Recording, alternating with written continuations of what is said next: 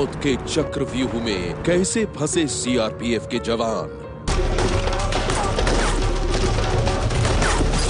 इधर से माओवादियों ने जवानों पर निशाना बनाया था। 25 जवानों के खून से किसने मनाया जश्न। ये घसीटने का निशान आप देख रहे हैं, यहाँ से माओवादियों ने अपने साथी को इस तरफ ले गया है। खून का प्यासा हिड़मा। एक बार फिर सामने आई है लाल आतंक की डरावनी कहानी। एक बार फिर नक्सलवादियों ने बहाया है देश के जवानों का खून। आखिर कौन है सुकमा में हुई नक्सली हमले का सबसे बड़ा गुनहगार? कौन है वो मास्टरमाइंड जिसके खूनी खेल ने छीन ली सीआरपीएफ के 25 जवानों की जिंदगी? देखिए ग्राउंड जीरो से एबीपी न्यूज की एक खास रिपोर्ट। सुकमा के घने जंगलों के बीच लाल मौत से सामना।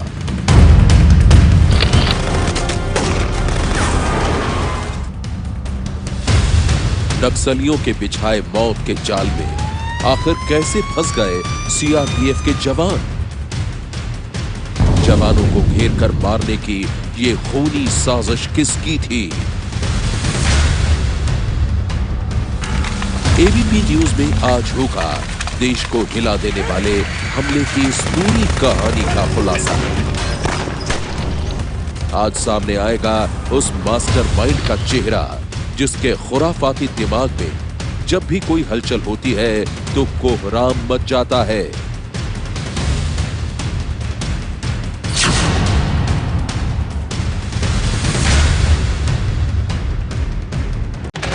छत्तीसगढ़ के सुकमा का ये वही घना जंगल है जहां मौत के चक्रव्यूह में फंस गए थे सीआरपीएफ के 74th बटालियन के जवान। सोमवार की दोपहर 12:30 बजे सुकमा के चिंता गुफा के पास काला पत्थर इलाके में जब यह हमला हुआ तब सीआरपीएफ के जवान सड़क बनाने के काम में लगे हुए मजदूरों की सुरक्षा में तैनात थे। ये वही जगह है जहां घात लगाकर बैठे नक्सलियों ने इतनी तेजी से हमला किया कि किसी को संभलने का मौका तक नहीं मिला। दनादन गोलियां चलने लगी और फिर कोहराम मच गया।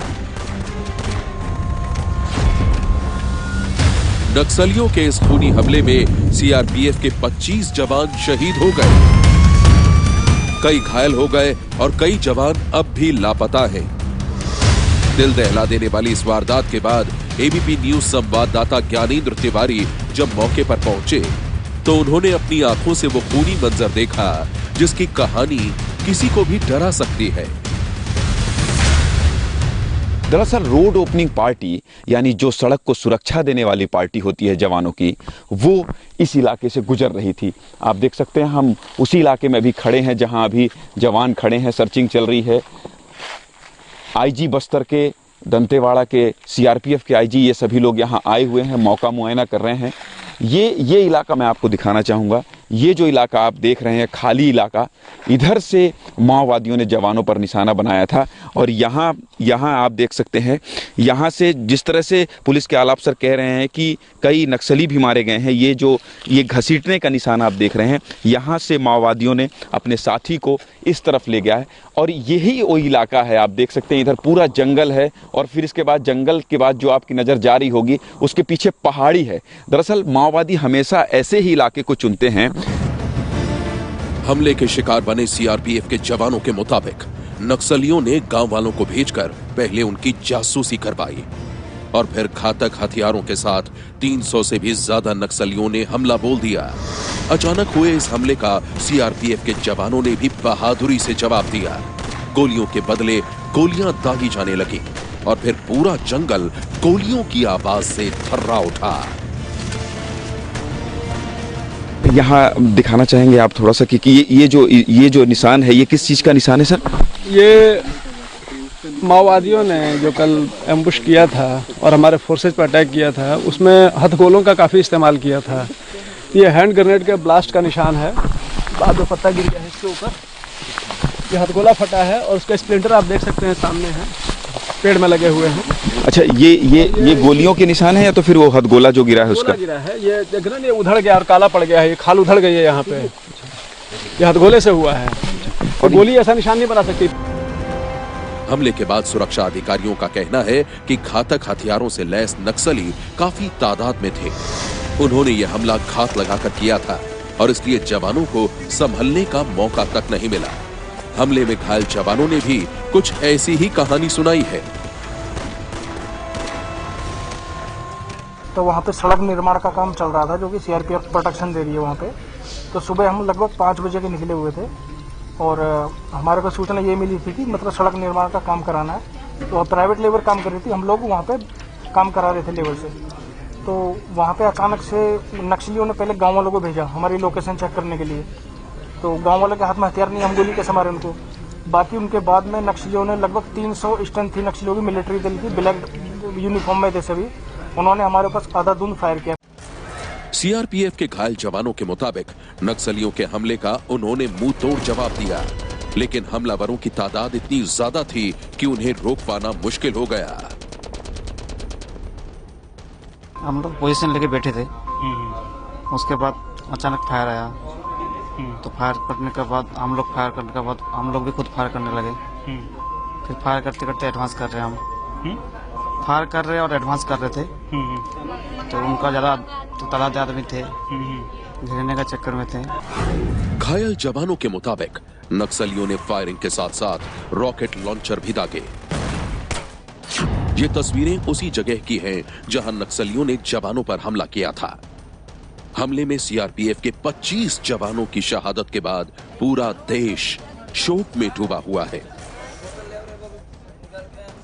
गृह मंत्री ने इस हमले की कड़ी निंदा की है और अब इस हमले के पीछे जिसका नाम सामने आ रहा है, उसकी कहानी ने हर किसी को चौंका दिया है। वो कौन है जिसकी खूनी साजिशों ने देश को दहला दिया है? वो कौन है जिसकी खूनी चाल ने सुकमा में सीआरपीएफ के 25 जवानों की जिंदगी छीन ली? देखिए हमले के मास्टरमाइंड की ये खूनी कहानी।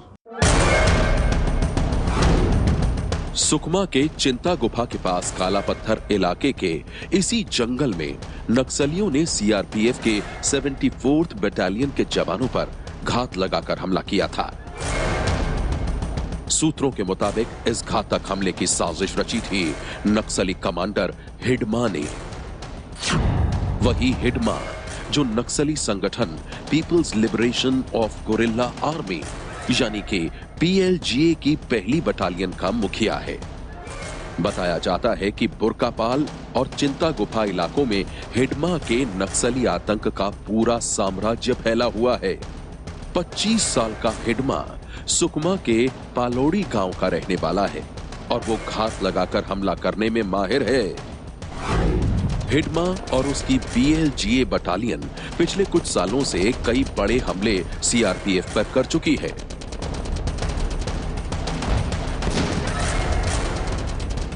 6 अप्रैल 2010 को दंतेवाड़ा के ताड़ मेटला में सीआरपीएफ के 76 जवानों की हत्या के बाद भी हिडमा का नाम ही सामने आया था।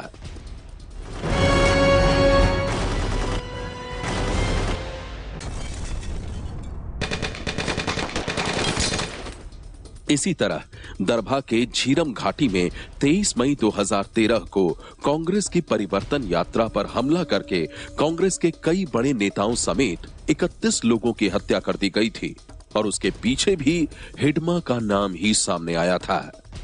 एक बार फिर सुकमा में हुए इस नक्सली हमले के बाद अब हिडमा की तलाश है।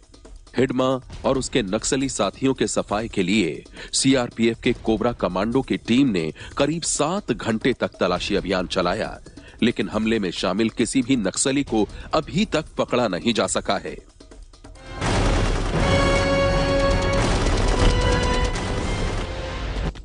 सुकमा में 25 सीआरपीएफ जवानों की शहादत के पीछे खुफिया विभाग की बड़ी चूक सामने आ रही है। सूत्रों के मुताबिक 45 दिन पहले हुए हमले के बाद भी सबक नहीं सीखा गया, जिसका खामियाजा हमारे जवानों को उठाना पड़ा। ये तस्वीरें दिल दहला देने वाली हैं। इन तस्वीरों ने दिल्ली को भी हिला दिया है। नक्सली बेल्ट में सड़क बनवाने की कीमत हमारे जवानों को जान देकर चुकानी पड़ी। गृह मंत्रालय के सूत्रों से एबीपी न्यूज को मिली जानकारी के मुताबिक नक्सली हमले के बारे में पहले से खुफिया इनपुट नहीं था। मार्च 11 को भी इसी इलाके में सीआरपीएफ के जवानों पर हमला हुआ था, लेकिन बावजूद इसके पुलिस और सीआरपीएफ जवानों को नक्सलियों के हमले की साजिश की भनक तक नहीं लगी। गृह मंत्रालय इसे खुफिया तंत्र की बड़ी चूक मान रहा है। 45 दिनों के अंदर सुकमा के इसी इलाके में नक्सलियों ने दूसरे बड़े हमले को अंजाम दिया है। सूत्रों की माने तो इस हमले के बारे में कोई इंटेलिजेंस इनपुट नहीं था और ऐसे में पहले से घात लगाकर बैठे नक्सलियों ने इस हमले को अंजाम दिया है। और इससे चिंतित सरकार ने अब गृह राज्य मंत्री हंसराज अहीर को इस चूक के बारे में समीक्षा के लिए वहां भेजा है। साथ ही सीआरपीएफ के डीजी को भी ये कहा गया है कि आखिर ये चूक कैसे हुई, इसके बारे में रिपोर्ट गृह मंत्रालय को सौंपे। जानकार मान रहे हैं कि नक्सलियों ने हमला करके अपना शक्ति प्रदर्शन किया है। माना यह भी जा रहा है कि केंद्रीय बलों और राज्य में भी समन्वय नजर नहीं आ रहा है। बड़ा सवाल ये पूछा जा रहा है कि आखिर 300 नक्सलियों के इकट्ठा होने, उनके मूवमेंट और साजिश रचने की जानकारी आखिर खुफिया विभाग की नजरों से कैसे छिपी रह गई, या इस साजिश की जानकारी सीआरपीएफ तक नहीं पहुंचाई गई। सच्ची घटना के लिए सुकमा से ज्ञानेंद्र तिवारी के साथ दिल्ली से राजन सिंह की रिपोर्ट। छत्तीसगढ़ में देश के जाबाज बेटों पर हुआ यह हमला न पहला नक्सली अटैक है न आखिरी। नक्सलियों से लोहा लेते हुए अभी तक हजारों जवान शहीद हो चुके हैं। नक्सलियों के साथ छिड़ी ये जंग बरसों से चली आ रही है, क्योंकि कई सूबों में फैला हुआ है लाल आतंक का जाल। 12 से ज्यादा राज्य, करीब 200 से ज्यादा जिले, हजारों किलोमीटर जंगलों में फैली खनिज संपदा पर कब्जा और बंदूक के दम पर दहशत का साम्राज्य।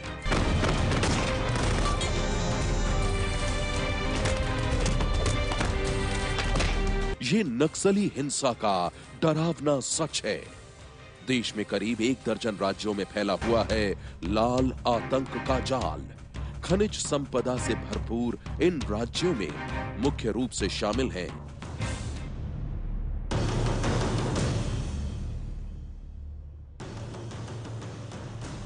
छत्तीसगढ़, मध्य प्रदेश, झारखंड, ओडिशा और आंध्र प्रदेश।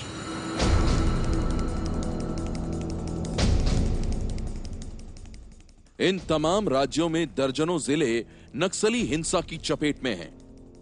लेकिन सीआरपीएफ के जाबाज जवानों का सबसे ज्यादा खून बह रहा है छत्तीसगढ़ के सुकमा में। सुकमा के जंगलों में ऑपरेशंस के दौरान पिछले 6 से 7 वर्षों में सीआरपीएफ की टीमों पर कई बार नक्सली अटैक हुए। ऐसा ही एक खतरनाक अटैक हुआ था करीब 1.5 महीने पहले। 11 मार्च को हुए उस नक्सली हमले में सीआरपीएफ के 12 जवान शहीद हुए थे। नक्सलियों ने उस दिन भी आज की तरह ही साजिश का जाल बिछाया था। करीब 1.5 महीने पहले भी नक्सलियों ने बंदूक के दम पर सुकमा के जंगलों में रोड बनाने का काम रुकवा दिया था। 11 मार्च को सुबह करीब 9 बजे सीआरपीएफ की 219 बटालियन के जवान रोड ओपनिंग टास्क के लिए वहां पहुंचे थे। जंगलों में घात लगाकर बैठे नक्सलियों ने कुछ ही देर बाद सीआरपीएफ की रोड ओपनिंग टीम पर धावा बोल दिया। नक्सलियों को मुंह तोड़ जवाब देते हुए सीआरपीएफ के 12 जवानों ने अपने प्राणों का बलिदान दे दिया। उस हमले में 2 जवान जख्मी हुए थे।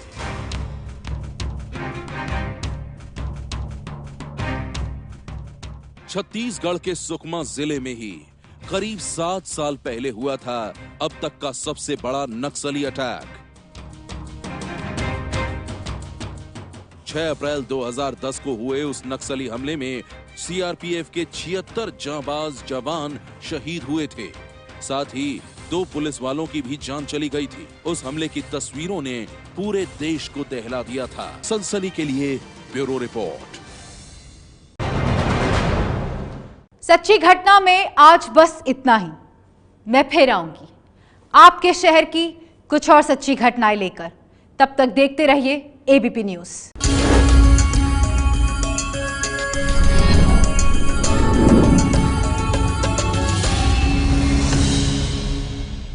ये है एबीपी न्यूज, आपको रखे आगे।